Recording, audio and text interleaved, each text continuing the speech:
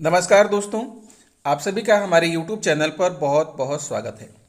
दोस्तों, आपको बता दें, बुद्धि, विवेक एवं तर्क शक्ति, वाणी, भाषण, लेखन, गणित, ज्योतिष, व्यापार, विज्ञान, लेखा परीक्षक, पत्रकारिता, समाचार पत्र, प्रिंट मीडिया, जर्नलिस्ट एवं तीर्थ यात्रा के कारक ग्रह राजकुमार बुध मेष राशि में अस्त हो रहे हैं और उनकी यह अस्त अवस्था 23 अप्रैल से लेकर 10 मई तक रहेगी।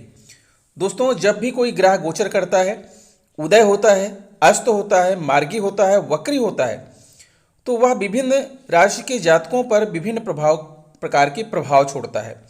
मेष से मीन राशि तक के जातकों पर बुध की इस अस्त अवस्था का क्या प्रभाव पड़ेगा, आज अपनी इस वीडियो में इसी बात की हम चर्चा करेंगे और आपको बताएंगे कि बुध के अस्त होने से आपके जीवन में क्या बदलाव आने वाले हैं और वीडियो के अंत में दोस्तों बुध के उपाय भी हम आपको सुझाएंगे।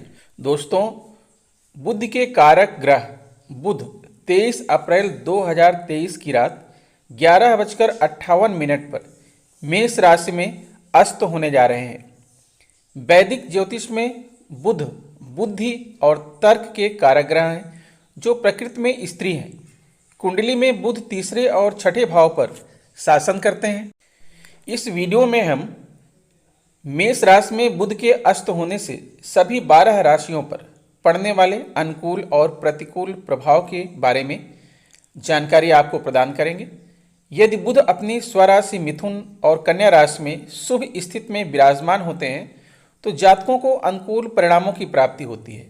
वहीं जब बुध कन्या राशि में उच्च और शक्तिशाली स्थिति में मौजूद होते हैं तो यह जातकों को व्यवसाय, व्यापार और सट्टेबाजी में अपार सफलता प्रदान करते हैं। इसी क्रम में बुध मेष राशि में अस्त होने के दौरान जातक को सकारात्मक और नकारात्मक दोनों तरह के परिणामों का सामना करना पड़ेगा। बुध ग्रह मेष राशि के तीसरे और छठे भाव के स्वामी हैं और अब यह पहले भाव में अस्त होने जा रहे हैं। ऐसे में जातकों को औसत परिणामों की प्राप्ति होने की संभावना है। स्वास्थ्य और विकास के क्षेत्र में प्रतिकूल परिणामों का सामना करना पड़ सकता है, हालांकि किसी बड़ी समस्या का सामना नहीं करना पड़ेगा।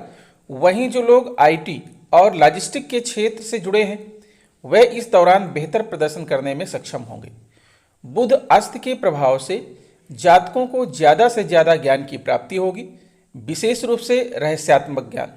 वहीं नकारात्मक परिणाम की बात करें तो इस दौरान जातकों को स्वास्थ्य संबंधित समस्याओं जैसे नींद न आना, भूख की कमी और निर्णय लेने की क्षमता में कमी आदि का सामना करना पड़ सकता है।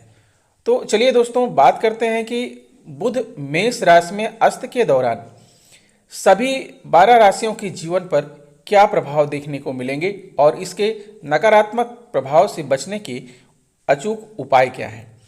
दोस्तों, आपको यह भी बता दें कि बुध की मजबूत स्थिति के परिणाम स्वरूप जातक को अच्छे स्वास्थ्य और तेज बुद्धि की प्राप्ति होती है।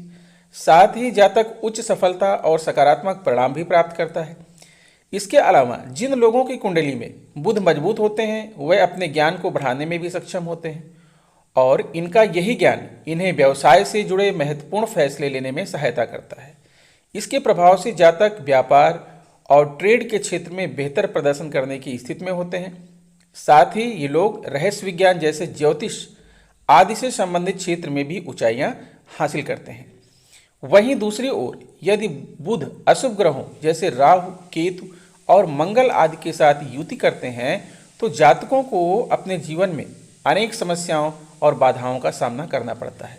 यदि बुध मंगल के साथ युति करते हैं तो जातकों में बुद्धि का अभाव देखने को मिल सकता है, जिसके परिणाम स्वरूप ये लोग स्वभाव से आक्रामक और आवेगी हो जाते हैं। यदि अस्त अवस्था में बुध अशुभ ग्रहों राहु, केतु के साथ युति करते हैं तो जातकों को त्वचा, नींद न आना और तंत्रिका तंत्र से जुड़ी स्वास्थ्य समस्याओं का सामना करना पड़ सकता है। हालांकि यदि बुध बृहस्पति जैसे शुभ ग्रह के साथ युति करते हुए नजर आते हैं तो इसके प्रभाव से जातकों को व्यापार, ट्रेड और सट्टेबाजी में मिलने वाले फल दोगुने हो सकते हैं। दोस्तों, जैसा कि हम सभी जानते हैं कि बुध तर्क क्षमता और बुद्धि अच्छे संचार कौशल के कारक हैं बुध की अशुभ स्थिति की वजह से जातकों में असुरक्षा की भावना, एकाग्रता की कमी और सोचने समझने की क्षमता कमजोर हो सकती है। अस्त वह प्रक्रिया है जिसमें कोई भी ग्रह अपनी समस्त शक्तियां खो देते हैं और कमजोर व शक्तिहीन हो जाते हैं। राहु केतु के अलावा कोई भी ग्रह जब अस्त होता है, जब 10 डिग्री के भीतर सूर्य के समीप आ जाता है और सूर्य के प्रभाव से ग्रह कमजोर हो जाता है। प्रिय मकर राशि के जातकों, बुध आपके छठे और नौवें भाव के स्वामी हैं, जो आपके चौथे भाव में अस्त होने जा रहे हैं। छठा भाव कर्ज और रोग का भाव है, तो नौवां भाव भाग्य और लंबी यात्रा का भाव है। बुध मेष राशि में अस्त होने से कैरियर के मोर्चे पर आपको संतुष्टि और वृद्धि के मामले में औसत परिणाम दे सकती है। कार्य क्षेत्र में आपको सराहना मिलने की संभावना कम है, जिसके कारण आपके काम में कमी देखने को मिल सकती है। साथ ही काम का दबाव बढ़ सकता है और इसके चलते आप नौकरी बदलने का विचार भी कर सकते हैं।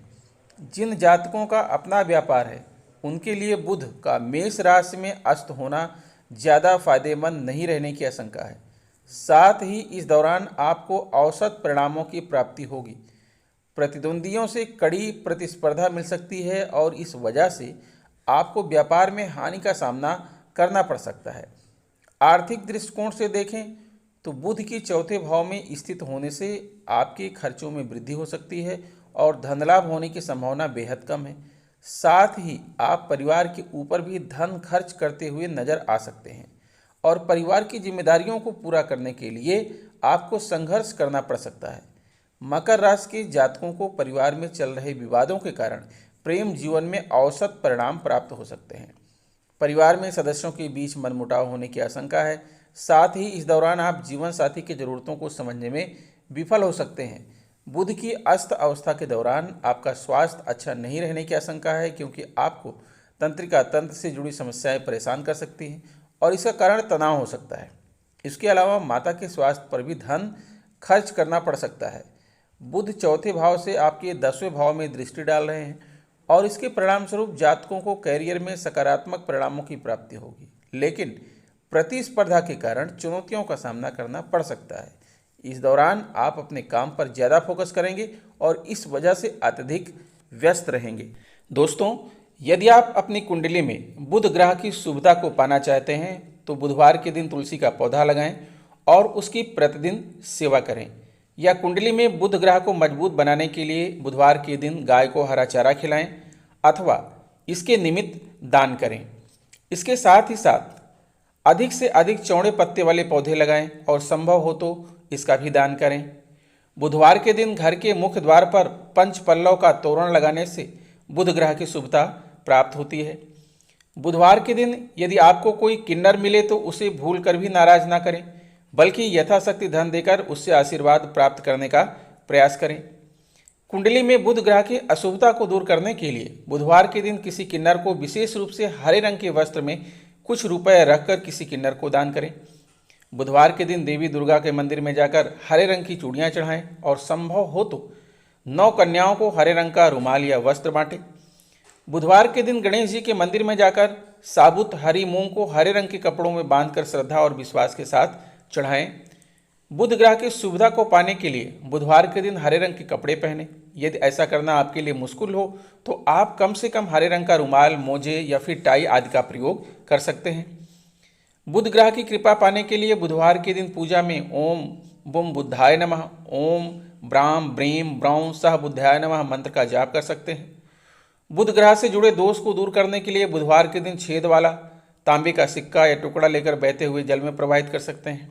बुधवार के दिन मिट्टी का खाली घड़ा बहते जल में प्रवाहित करने पर भी बुध ग्रह से संबंधित दोष दूर होता है। बुध ग्रह की सुविधा पाने के लिए पन्ना रत्न धारण करना एक अच्छा उपाय है, जिसे आप अंगूठी या लॉकेट आदि के रूप में धारण कर सकते हैं, लेकिन ऐसा करने से पहले किसी ज्योतिषी से सलाह जरूर लीजिए।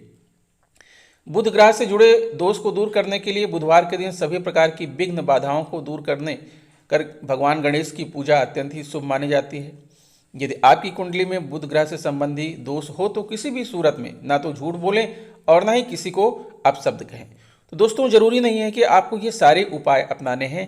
इसमें से जो उपाय आपके लिए सरल और सहज हो, जिसे आप कर सकते हो, वह उपाय आप अपना लीजिएगा बुध महाराज की कृपा आप पर बनी रहेगी। आपका परिवार, घर, बच्चे सुखमय वातावरण में रहेंगे और आपको किसी भी प्रकार का कोई स्वास्थ्य दोष नहीं होगा। आपका जो है स्वास्थ्य अच्छा रहेगा। इसी शुभकामना के साथ मिलते हैं आपसे नेक्स्ट वीडियो में। तब तक के लिए नमस्कार।